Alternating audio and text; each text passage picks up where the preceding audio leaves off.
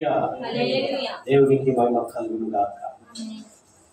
ప్రేమైన దేవుని సంగమా, ఈ పునరుద్ధాన శుభాభివందనములు దేవుని పక్షంన మరియు కుటుంబ పక్షంన మీ అందరికీ తెలియపరుస్తున్నాను. ఎంత గొప్ప దేవుని మనం కలిగి ఉన్నాం కదా. ఎంతమంది ఆనందంగా ఉన్నారు, సంతోషంగా ఉన్న వారందరూ బిగ్గరగా హల్లెలూయా చెప్పారు. హల్లెలూయా. పౌలు భక్తుడు, అపొస్తలుడైన పౌలు భక్తుడు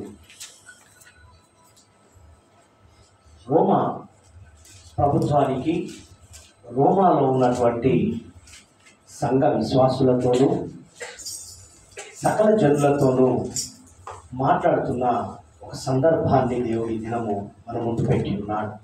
అపొస్తలుల కార్యములు 2వ అధ్యాయము 23 నుంచి చూసుకున్నట్లయితే 23 నుంచి 26 వచనాలు. దేవుడు నిశ్చయించిన సంకల్పమును ఆయన భవిష్యత్ జ్ఞానమును అనుసరించి అప్పగింపబడిన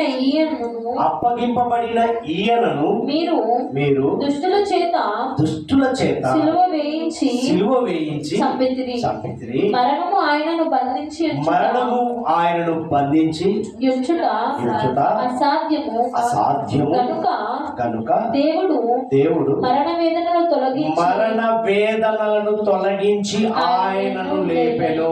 ఆయనను గూర్చి చూడండి, ఈ 2 వచనాలు గమనించినట్లయితే ప్రియమైన దేవుని సంగమా, దేవుడు నిశ్చయించిన సంకల్పమును ఆయన భవిష్యత్తు జ్ఞానమును అనుసరించి అప్పగింపబడిన ఈయనను, తండ్రి ఉద్దేశాన్ని కుమారుని ద్వారా నెరవేర్చడానికి ఈ లోకానికి నడిపించిన క్రమములో ఇక్కడ జరుగుతున్న క్రమం ఏంటంటే చూడండి, భవిష్యత్తు జ్ఞానమును అనుసరించి అప్పగింపబడిన ఈయనను మీరు దుష్టుల చేత సిలువ వేయించి చంపితిరి. పౌలు భక్తుడు చెప్తున్నాడు, గుర్తు చేస్తున్నాడు. మరణము ఆయనను బంధించి ఉండుట అసాధ్యము కనుక దేవుడు మరణ వేదనను తొలగించి ఆయనను, తండ్రి పంపించిన క్రమమేంటో, తండ్రి ఉద్దేశం ఏంటో తెలుసు కాబట్టి కుమారుణ్ణి పరిశుద్ధాత్మ శక్తి ద్వారా మన కొరకు లేపబడాడు. అవునా, ఇది సత్యం. అయితే చూడండి, దావీదు గారు ఏమని మాట్లాడుతున్నారంటే, ఆయనను గూర్చి దావీదు ఇట్లా నేను ఎల్లప్పుడూ నా ఎదుట ప్రభువును చూచుచుంటిని. ఆయన ఎక్కడున్నాడంట? నా కుడి పార్శ్వముననున్నాడు గనుక నేను కదల్చబడను.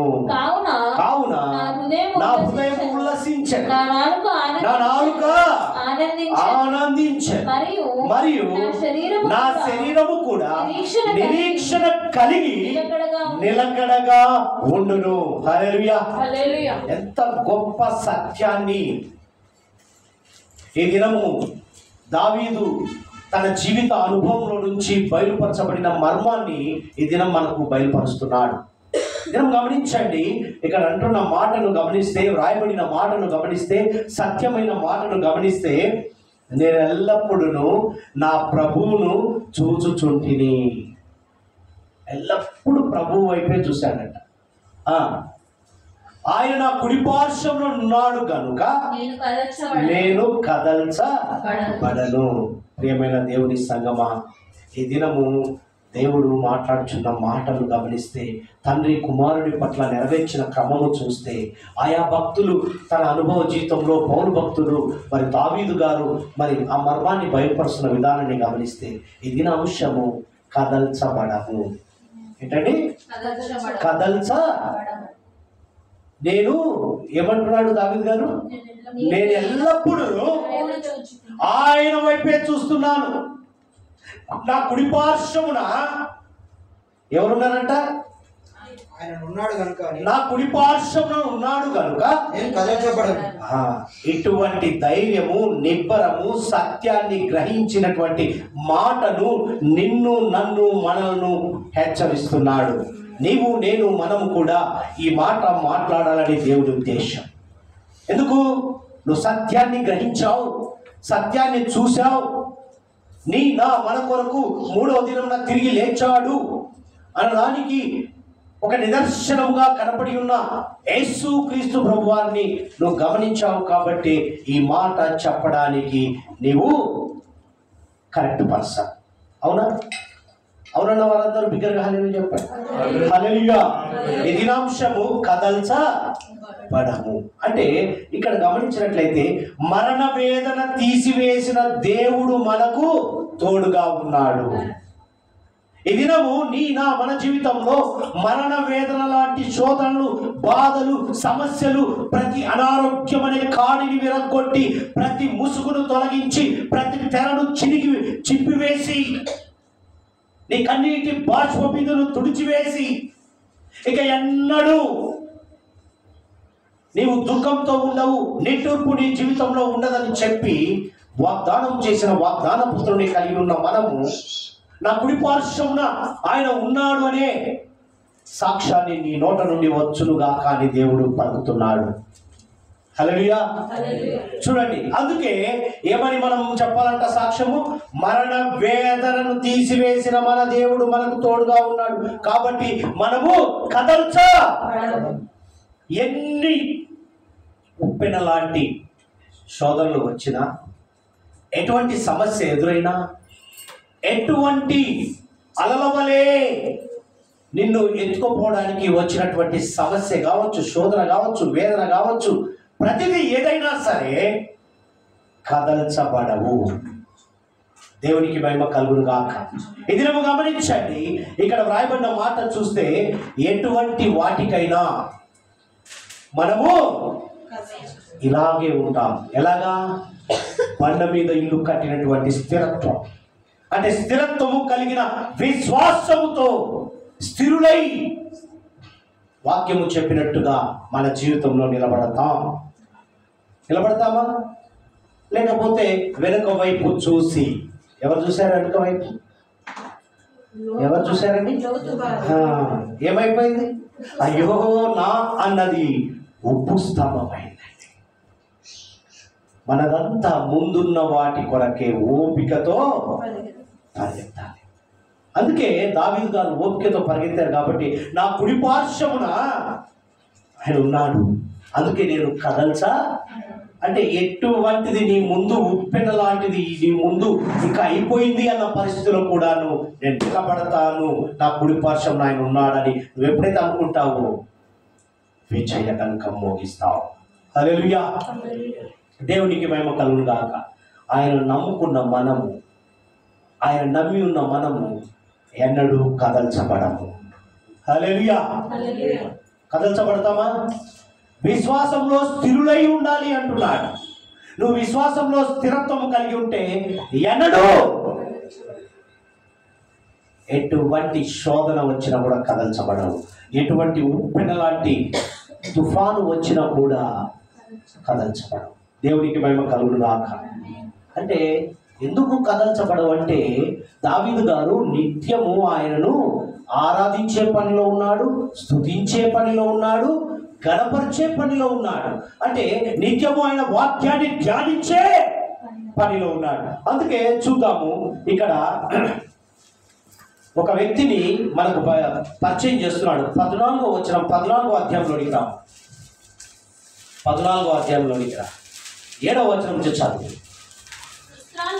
లుస్త్రాలో చూడండి, బలహీన పాదములు గల ఒకడు నేను, అతడు పుట్టినది మొదలుకొని ఎక్కడ ఉన్నాడు? పుట్టినది మొదలుకొని వాడి జీవిత చరిత్ర ఎలా ఉందండి? వాడి జీవితం ఎలా మొదలైంది? కుంటివాడై ఉన్నాడు. పుట్టినది మొదలుకొని కుంటివాడై ఎన్నడూను నడవలేక కూర్చుండి హల్లెలూయా నిస్సాయ స్థితిలో ఉన్నాడు. ఆయన నమ్ముకున్న వారు కదల్చబడరు అన్నాడు దావీదు గారు, పౌలు భక్తుడు. ఇక్కడ ఈ లుస్త్రాలో బలహీన పాదం వాడు ఒకడున్నాడు.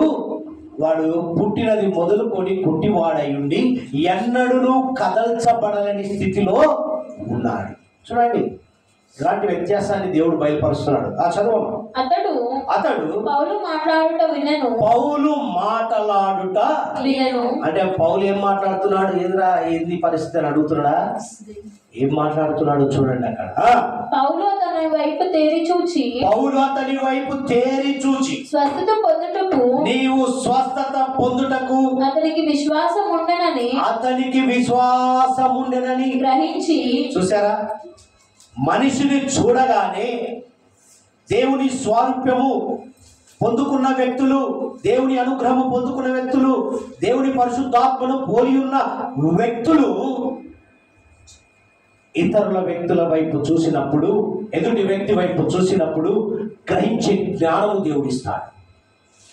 పరిశుద్ధాత్మ పోలి నడిచినప్పుడు ఆ జ్ఞానాన్ని బయలుపరిచి పౌలు భక్తుడు గుర్తెరిగాడు. ఆ గుర్తెరిగి అడిగిన క్రమంలో ఏం జరిగిందండి? స్వస్థత పొందుటకు అతనికి విశ్వాసమునని గ్రహించి. చూడండి, పరిశుద్ధాత్మ కమాండింగ్ రిలీజ్ అవుతుంది. ఏమంటున్నాడు? నీ పాదములు మోపి సరిగా నిలువుమని బిగ్గరగా చెప్పినప్పుడు అతడు గంతులు వేసి నడవసాగెను. ఏం మాట్లాడాడు పౌలు? దేవుని మాటలు మాట్లాడాడు. దేవుని వాక్యాన్ని, దేవుని ఆ వాక్కును, ఆ సత్యాన్ని రిలీజ్ చేశాడు. రిలీజ్ చేసినప్పుడు వాడు గ్రహించే జ్ఞానము పొందుకొని దేవుడిచ్చిన జ్ఞానాన్ని అక్కడ వాడాడు కాబట్టి ఎన్నడూ కదల్చబడని వ్యక్తి కదిలే క్రమంలోనికి వచ్చాడు. ఎప్పుడు? దేవుని వైపు చూసినప్పుడు, దేవుని వాక్యం విన్నప్పుడు, దేవుని రిక్వెస్ట్ అడిగినప్పుడు, దేవుని వాక్కుని ఎప్పుడైతే గ్రహిస్తావో నీవు కదల్చబడని చోట కూడా కదిలే క్రమంలో దేవుడు నిలబెడతాడు. ఇక నీ స్థితి ఇంతే, నీ పరిస్థితి ఇంతే, నా స్థితి ఇంతే అనుకున్న నీవు దేవుని వైపు చూసి దేవుని వాక్కును గ్రహించావా, నీ స్థితిని, నీ కథను మార్చే దేవుడు. పుట్టినది మొదలుకొని, ఎటువంటి స్థితి అండి వాడిది? పుట్టినది మొదలుకొని అటువంటి వాడు లేచి గంతులు వేయడం అంటే దేవుని వాక్యం. అక్కడ దేవుడు వచ్చి కార్యం చేశాడా? చూడండి, దేవుడు కార్యం చేశాడా? దేవుడు అక్కడ వచ్చి కార్యం చేశాడా? పరిశుద్ధాత్మ కార్యము జరిగింది. ఒక మధ్యవర్తిని నడిపించాడు. ఆ మధ్యవర్తి నోట ఆయన వాక్కును రిలీజ్ చేశాడు. ఆ వాక్ రిలీజ్ కావడంతో పరిశుద్ధాత్మ కార్యము జరిగింది. దేవునికి మహిమ కలుగునుగాక. తండ్రి కుమారుని 3వ దినమున లేపడము పరిశుద్ధాత్మ కార్యం. అవునా? పరిశుద్ధాత్మ కార్యం కాబట్టే మరలా తిరిగి 3వ దినమున లేస్తానని మాట ఇచ్చిన దేవుడు, నిన్ను చూచుతున్న దేవుడు, నీ మాటను వింటున్న దేవుడు, నీ మీద కళ్ళు దృష్టి పెట్టిన దేవుడు నా మన కొరకు మరలా తిరిగి వచ్చాడు. అందుకే అంటున్నాడు, మీరు దుష్టుల చేత ఆయన్ను చంపించేశారే, తండ్రి ఉద్దేశాన్ని కనుగొనలేకపోయారు అని అంటున్నాడు. ప్రియమైన దేవుని సంగమా, చూడండి అక్కడ ఏమైపోయిందో చూడండి. నీ పాదములు మోపి సరిగా నిలువని బిగ్గరగా చెప్పినప్పుడు అతడు గంతులు వేసి నడవసాగెను. జన సమూహము పౌలు చేసిన దాన్ని చూసి భాషలో దేవతలు మనుష్య రూపము దాల్చి మన యొద్దకు దిగి వచ్చి ఉన్నారని కేకలు వేసి బర్నబాకు ద్యుపతి అనియు పౌలు నృత్య ప్రసంగి అయినందున హెర్మే అనియు పేరు పెట్టి పట్టణంలోకి ఎదురుగా ఉన్న ద్యుపతి యొక్క పూజారి ఎడ్లను పూదండలను ద్వారక యొద్దకు తీసుకుని వచ్చి సమూహముతో కలిసి బలి అర్పింపాలని ఉండెను. చూసారా వారి క్రమము? అంటే ఏదో అక్కడ దేవత రూపంలో వచ్చి అటువంటి కార్యము చేసింది. పుట్టు కుంటివాన్ని నడిపించే క్రమంలో ఇది దేవత కార్యం అని చెప్పి వారి క్రమంలో వారు పూజించడానికి మొదలుపెట్టారు.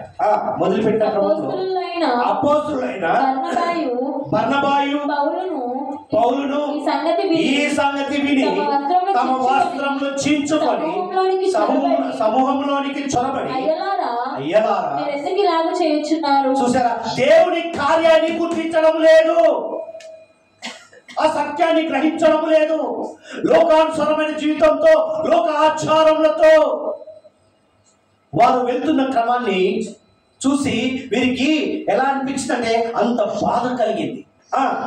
చదువు. మీరెందుకు ఇలాగ చేయించున్నారు? మేము కూడా మీ స్వభావం వంటి స్వభావం గల నరులమే. మీరు ఈ వ్యర్థమైన వాటిని విడిచిపెట్టి ఆకాశం, భూమిని, సముద్రమును, వాటిలో ఉండు సమస్తమును సృజించిన జీవము గల దేవుని వైపు తిరగవలెనని. హల్లెలూయా. ఇది మా ప్రజ్ఞత కాదండి, సమస్తాన్ని సృష్టించినటువంటి జీవాధిపతి వైపు మీ చూపు, మీ కదలికలు అట్టుండాలి. మమ్మల్ని పూజించడం కాదు, నరులను పూజించుట పని కాదు. చూసారా, అలా చెప్తారా? ఆ టయానికి ఏమంటారు? మనమే దేవుళ్ళలాగా చేస్తాం. అది నీ ప్రత్యేకత కాదు. నువ్వు హీల్ చేసావా, నీ వలన అక్కడ కార్యము జరిగిందా, నిన్ను నీవు గొప్ప చేసుకోకు, దేవుని మహిమపరచు. పౌలు భక్తుడు అలా చేశాడు, అపోస్తలులు ఆ విధంగా చేశారు కాబట్టి వారి సువార్త ప్రచురింపబడింది. ప్రియమైన దేవుని సంగమా, చూడండి, ఆయన గత కాలంలో సమస్త జనులను తమ తమ మార్గముల యందు నడవడించెను. అయినను ఆయన ఆకాశమును మీకు వర్షమును ఫలవంతమైన ఋతువులను దయచేయచ్చు, ఆహారమును అనుగ్రహించుచు, ఉల్లాసముతో మీ హృదయమును నింపుచు, మేలు చేయట చేత తను గూర్చి సాక్ష్యము లేకుండా చేయదని బిగ్గరగా. అయ్యయ్యా, మీకు చేసిన క్రమం ఏంటి? మీకు పంటలను ఇచ్చాడు, మీరు సంతోషం వ్యక్తపరిచే విధంగా నిలబెట్టాడే, సాక్ష్యాన్ని గ్రహించలేకపోయారా అని బిగ్గరగా చెప్పాడు. వారిలాగు చెప్పి తమకు బలి అర్పింపకుండా సమూహములను ఆపుట బహు ప్రయాస. అలాంటి వారు ఉన్నారండి, తను తాను మెప్పించుకోవడమే పనిలో ఉంటారు. ఇది దేవుని ప్రత్యేకత అని ఎవరు ధైర్యంగా చెప్పలేని స్థితిలో ఉంటున్నారు. నేనే చేశాను, నేను ప్రార్థనలో ఉన్నాను, నేను భక్తితో ఉన్నాను, నేను ఉపవాసంతో ఉన్నాను, అందుకే దేవుడు కార్యం చేశాడని తన్ను తాను మెప్పించుకునే పనిలో ఉన్నారు. ఓ భక్తులారా, విశ్వాసంలో స్థిరులైనటువంటి వారులారా, దేవుడు మన ద్వారా కార్యము జరిగించినప్పుడు అది దేవుని మహిమపరిచే పనిలో మనం ఉండాలి. అప్పుడే దావీదు సాక్ష్యం, అప్పుడే పౌలు గారు చెప్పిన మాట నెరవేరుస్తుంది. అంటే అర్థం ఏంటి? ఇక్కడ ఏంటి జరిగిన సంఘటన అంటే, ఇక్కడ గమనించండి, వాక్యాన్ని గ్రహించినప్పుడు, ఆ వాక్యాన్ని సత్యాన్ని గ్రహించినప్పుడు, ఆయనతో మాట్లాడినప్పుడు నీవు కూడా కార్యాలు చేయుదువుగాక, పరిశుద్ధాత్మ కార్యము నీ పట్ల జరుగునుగాక. ప్రియమైన దేవుని సంగమా, మనం అడగాలి, అయ్యా పౌలు లాగా మాకు కూడా ట్రైనింగ్ ఈయన, పౌలు లాంటి ట్రైనింగ్ మాకు కూడా కావాలి. అడిగినప్పుడే మనం కార్యాలు చేయుదుముగాక. ప్రియమైన దేవుని సంగమా, ఈ ఉదయకాలమున నిరీక్షణ కలిగి రక్షణలోనికి స్థిరులై ఉండాలి అంటున్నాడు. దావీదు ఎలాంటి నిరీక్షణ, పౌలు ఎలాంటి నిరీక్షణ? నేను నిరీక్షణ కలిగి ఉన్నానంటాడు కదా దావీదు గారు, అంటున్నాడు రాయబడిన మాట, నేను నా కుడిపార్శ్వమున ఆయన కూర్చొని ఉన్నాడు కాబట్టి నేను కదల్చబడను, నేను నిరీక్షణ కలిగి ఉన్నాను, అందుకే నా అనుభవాన్ని మీ ముందు వ్యక్తపరుస్తున్నాను. పౌలు భక్తుడు నిరీక్షణ కలిగి సువార్త చేశాడు. ఆయన స్వలాభం కోసం చేశాడా? ఆయన వ్యక్తిత్వాన్ని పెంచుకోవడానికి కొరకు సేవ చేశాడా? సువార్తను ముందుకు తీసుకువెళ్ళడానికి ఆయన నిరీక్షణ కలిగి ఆయన కుడిపార్శ్వంలో ఉన్నాడని చెప్పి గ్రహించి సత్యాన్ని పట్టుకొని ముందుకు వెళ్ళిన పౌలు గారిని బట్టి, దావీదు గారిని బట్టి మనం అడగాలి దేవుని, అయ్యా అలాంటి ట్రైనింగ్ మాకు కూడా ఇవ్వండి, మేము కూడా సకల జనుల మధ్యలోకి వెళ్ళి నీ కార్యాలను కనపరుస్తాం, నీ కార్యాలను రుచి చూపిస్తాం. ఆ విధంగా మేమెన్నడూ కదల్చబడము. స్థిరులై నీ సత్యాన్ని గ్రహించే పనిలో, అక్కడ దేవుని వాక్యము, ఆ దేవుని మాటలు అక్కడ జరగవు అన్నక్కడ మనము నిలబడి జరిగించే పనిలో ఉండాలి. హల్లెలూయా. దేవునికి మహిమ కలుగును గాక. యోహాను సువార్తలోనికి వెళ్దాం. 10వ అధ్యాయంలోనికి వెళ్దామా. 10, 37, 38 వచనాలు చూడు. నేను నా తండ్రికి, చూడు యూదులకు చెప్తున్నాడు, యేసుక్రీస్తు ప్రభువు వారు చెప్తున్న మాట గమనించండి. ఈ దినము లోకానికి చెప్పవలసిన మాటలు మన నోట ఏ మాట బయలుపరచాలో దేవుడు బయలుపరుస్తున్నాడు. చదవమ్మా. నేను నా తండ్రి క్రియలు చేయని ఎడల నన్ను నమ్మకుడి. చూసారా ప్రియమైన దేవుని బిడ్డలారా, యేసుక్రీస్తు ప్రభువు వారు చెప్తున్నాడు యూదులకు, అరే బిడ్డలారా, నా తండ్రి ఏమంటున్నాడు? నా తండ్రి క్రియలు చేయని ఎడల నన్ను నమ్మకుడి. చేసిన ఎడల నన్ను నమ్మకున్నను. తండ్రి నాయందును నేను తండ్రి యందును ఉన్నామని మీరు గ్రహించి తెలుసుకున్నట్లు ఆ క్రియలను నమ్ముడని వారితో చెప్పాను. నువ్వు నమ్మకు, తండ్రి చేశాడని నమ్మమంటున్నాడు. ఈరోజు నమ్ముట నీ వలనైతే, కాబట్టి నేను నా తండ్రి క్రియలు చేయకపోతే నన్ను ఆయన చెప్పుకోవాల్సిన పరిస్థితి వచ్చిందండి. ఈ దినము మనం కూడా చెప్పుకునే పరిస్థితులకు వెళ్తాం. వెళ్ళినప్పుడు ఇలా కదల్చబడకుండా నిలబడాలని గుర్తు చేస్తున్నాడు. స్కిప్ కాకూడదండి. సమయాన్ని బట్టి యేసుక్రీస్తు ప్రభు ఆ కింద ఉంటుంది చూడండి, ఏమన్నా 9:39 వారు మరలా ఆయనను పట్టుకొని చూచిరి కానీ ఆయన వారి చేతి నుండి తప్పించుకొని, ఈ మాట పట్టుకొని ఏం చేశారంటే పాము వలె వివేకం కలిగి యేసుక్రీస్తు ప్రభు వారు తప్పించుకున్నాడండి. అవసరమైన చోట తప్పించుకోవాలి కానీ అవసరమైన చోట వాక్కును రిలీజ్ చేయటం లేదు. కదల్చబడకుండా ఉండాలి అంటే కదిలే క్రమంలో మనం ఉంటున్నాం. నిరీక్షణ లేదు, రక్షణ అనుభవం లేదు, మారు మనసు లేదు, పశ్చాత్తాపం లేదు. ఆనవాయితీగా ఆచారంగా బాప్తిజం తీసుకుంటున్నాం, ఏదో